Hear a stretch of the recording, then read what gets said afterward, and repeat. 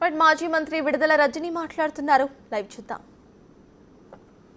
కొన్ని చేస్తున్నారు ఏమనాలి దీన్ని మేము? మా నాయకుడు జగన్మోహన్ రెడ్డి గారికి, మా భారతమ్మకు ఈ జర్నలిస్ట్ మాట్లాడినటువంటి మాటలకు సంబంధం ఏంటని నేను అడుగుతా ఉన్నాను. ఇది తప్పని మేము ఖండిస్తూ ఉంటే అయినా కూడా పదే పదే రాజకీయంగా కల్పించుకొని దీన్ని ఎందుకు మా వాళ్ళ మీద, మా నాయకుడి మీద, మా భారతమ్మ మీద రబ్ చేసే ప్రయత్నం చేస్తున్నారు అని చెప్పి మిమ్మల్ని అడుగుతా ఉన్నాము. మేము స్పష్టంగా తెలియజేస్తున్నాము, మేము స్పష్టంగా డిమాండ్ చేస్తున్నాము. మేము తప్పు ఈ విషయం అని చెప్పి మా మా మా సాక్షి తరఫున, మా సాక్షి ఛానల్ తరఫున, వైఎస్ఆర్ కాంగ్రెస్ పార్టీ తరఫున మేమందరం కూడా తప్పని చెప్పి చెప్తూ ఉన్నాము. మీరు అయినప్పటికీ కూడా దీన్ని పదే పదే రాజకీయం చేస్తూ ఏదైతే తీరులో వెళుతున్నారో దీన్ని మీరు వెళుతున్నటువంటి తీరుని మీరు అక్కడికి దీన్ని ఇది కరెక్ట్ కాదు అని చెప్పి మేము చెప్తా ఉన్నాము. దీన్ని రాజకీయం చేయడం కరెక్ట్ కాదని తెలియజేస్తా ఉన్నాము. దీన్ని రాజకీయం చేస్తూ ఏదైతే చేస్తున్నారో అసలుగా మీరు మహిళల్ని మీరు అవమానించేటువంటి ఒక కార్యక్రమం చేస్తున్నారని తెలియజేస్తున్నాము. ఇవి ఎంతలా ఉన్నాయంటే ఈ రోజున మనం చూస్తూ ఉన్నాము. ఈ డైవర్షన్ పాలిటిక్స్ ఎంతలా ఉన్నాయంటే సీనియర్ జర్నలిస్ట్ కేఎస్ఆర్ గారు వారు 5 దశాబ్దాల నుంచి జర్నలిస్ట్గా ఉన్నారు.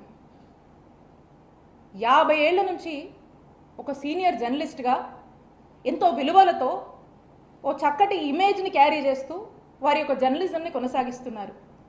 అలాంటి ఒక వ్యక్తి ఏ రోజు ఏ విషయంలో కూడా ఒక ఎక్స్టెంట్కి మించి వెళ్ళి మాట్లాడేటువంటి మనస్తత్వం కాదైంది. న్యూట్రల్స్ కూడా తన్ని అప్రిషియేట్ చేసేటువంటి విధంగా తన యొక్క జర్నలిజం కొనసాగించారు వారి యొక్క దీంట్లో. అలాంటి వ్యక్తిని ఈ రోజున అరెస్ట్ చేశారు. అంటే ఈ రెడ్ బుక్ పాలన ఎక్కడ దాకా వచ్చిందంటే ఈరోజు జర్నలిస్టుల వరకు కూడా వచ్చింది. ఈ రెడ్ బుక్ పాలన ఎవరికి కూడా అతీతం కాదు అని ఈరోజు ఒక పరాకాష్ఠకి చేరింది అని చెప్పడానికే ఈరోజు ఈ కేఎస్ఆర్ గారి అరెస్ట్ని మనం చూడొచ్చని తెలియజేస్తున్నాము. ఏడాది కాలం నుంచి మనం చూస్తూ ఉన్నాము.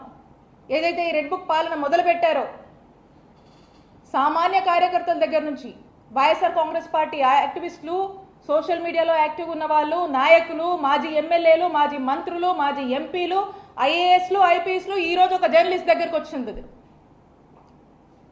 అంటే ఒక్కసారి ఆలోచన చేయండి ఏ విధంగా పరాకాష్ఠకి రెడ్ బుక్ పాలన చేరిందనేది. మరి ఈ రోజున ఆయన చూస్తే అందరూ చూశారు లైవ్లోనే. అది ఈవెన్ కేఎస్ఆర్ గారు వారు ఈ మాటలు మాట్లాడకపోయినా ఆ జర్నలిస్ట్ మాట్లాడినటువంటి మాటలకి కేఎస్ఆర్ గారు లైవ్లో సారీ చెప్పారు. అండ్ పైగా ఆ యొక్క డిస్కషన్ని ఆపే ప్రయత్నం కూడా చేశారు. అందరికి తెలుసు.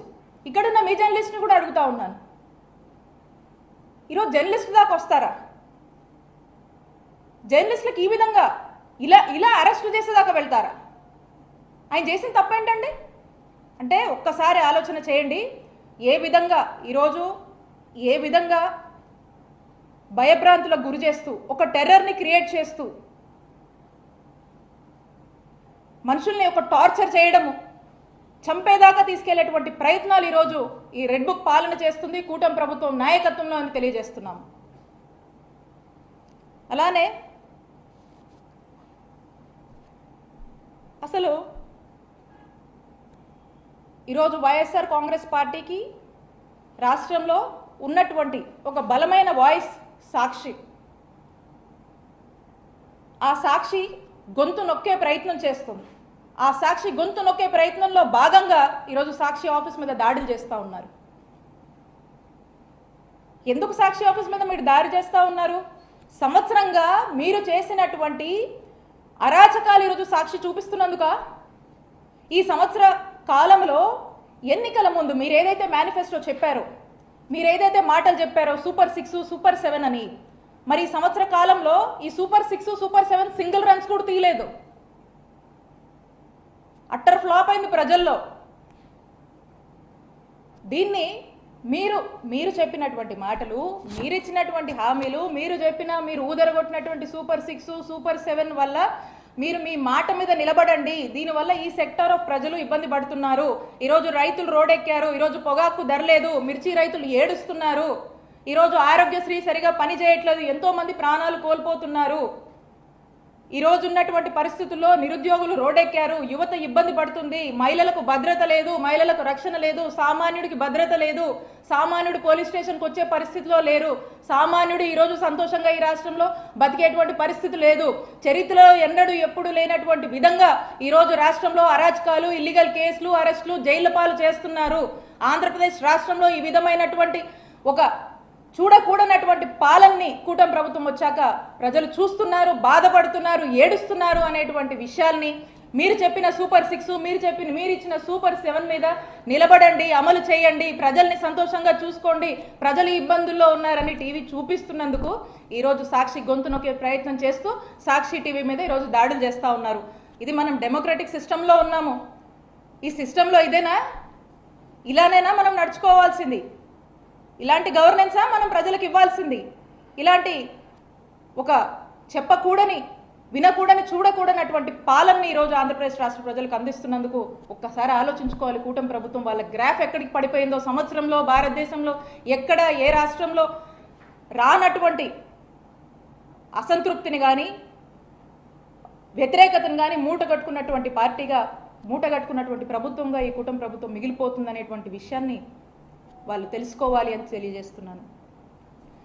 ఈ విధంగా మరి చేస్తూ ఇదే కాదు, ఎక్కడ చూసినా, ఏ జిల్లాలో చూసినా ఎన్ని అన్యాయాలు జరుగుతున్నాయి, ఎన్ని అక్రమాలు జరుగుతున్నాయి, ఎన్ని అరాచకాలు జరుగుతూ ఉన్నాయి. మొన్న మనం చూసాము